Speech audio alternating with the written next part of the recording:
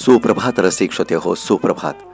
सुप्रभात विषयक चिंतन संदेश सदरामध्ये आमच्या रसिक श्रोत्यांचे मनपूर्वक स्वागत आहे.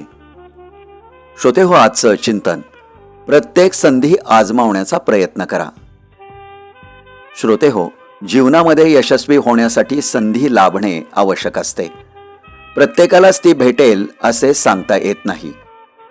जर ती नाही भेटली तर निर्माण करता आली पाहिजे. जगामध्ये जी माणसे यशस्वी झाली, मोठी झाली, ते केवळ संधीचा सदुपयोग केल्यानेच.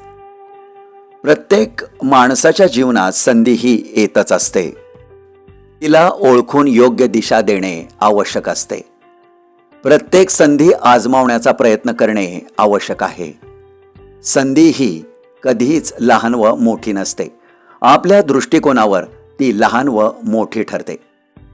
आता आपण पारंपरिकतेतून बाहेर पडून नवनवीन गोष्टी केल्या पाहिजेत. पृथ्वी तलावर एकही गोष्ट निरुपयोगी अशी नाही. मित्र हो, सिंधी समाजाचा पहिला व्यवसाय नळ्या आणि बॉबी विकणे हा होता.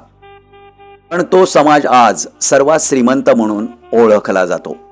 एकेकाळी शेकडो हजारो एकराचा मराठी माणूस आरक्षण, कर्जमाफी, मोफत वीज, मोफत रेशन यातच गुरफटला आहे. मुंबईत आमची ओळख हमाली वॉचमन, शिपाई, साफसफाई, कामगार ड्रायव्हर अशी आहे. अजूनही मराठी माणूस उद्योगात उतरला नाही तर फक्त मागून खाण्याचा एकच पर्याय शिल्लक राहील. त्यामुळे प्रत्येक संधी आजमावण्याचा आटोकाट प्रयत्न करा.